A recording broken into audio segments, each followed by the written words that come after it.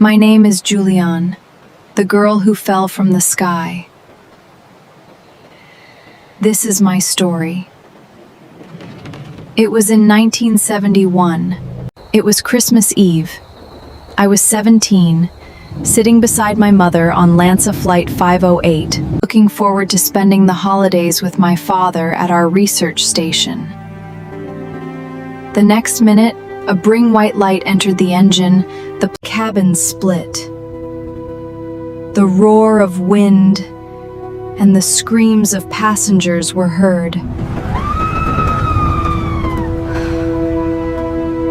I was falling 3 miles downward, strapped into row 19, straight into the green abyss of the Amazon. When I regained consciousness, the world was silent. My body aches. I called out for my mother, but only the jungle answered with its hum. I almost panicked, but there was another positive voice, steady, calm, and familiar. It was the voice of my parents. As zoologists who had raised me at the Panguana Research Station, they had taught me to read the rainforest not as a terrifying monster, but as an ecosystem governed by rules. Julian, my father's voice echoed in my memory. If you are ever lost in the jungle, look for water. A stream leads to a creek, then to a river, and rivers always lead to people. I stood up on unsteady legs, lost one of my sandals in the mud, and began to walk. Lessons in the Green Maze. Survival wasn't about brute strength. It was an exercise in biology and memory. Every decision I made over the next 11 days came from the field lessons my parents had instilled in me. I found a small, trickling stream and began to follow it. Walking through the thick underbrush was dangerous, so I moved into the water.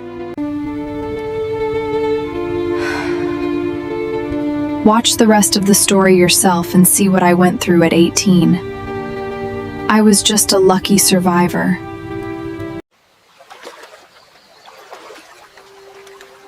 But my father had warned me about stingrays hiding in the mud, so I tapped the riverbed ahead of me with a stick before taking every single step, ignoring the hunger.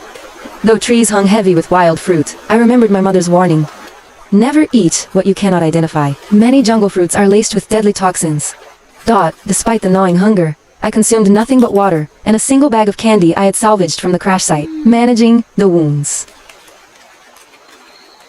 The heat was suffocating, and insects swarmed me constantly. Maggots began to breed in the open gash on my arm, a terrifying sight, but my biological training reminded me that they were eating the dead flesh, keeping infection from spreading to my bloodstream for a time. Floating down the widening river, suspended in the murky water, I became a part of the environment rather than its victim. When piranhas splashed near me, I knew from my father's lessons that they generally only attacked in stagnant, shallow water, so I kept moving in the main current. By the 10th day, my strength was almost gone. Sunburned, bruised, and feverish, I drifted around a bend in the river and spotted something that felt like a mirage. A small wooden shelter with an outboard motor sitting near a bank. I crawled onto the shore and collapsed inside the hut.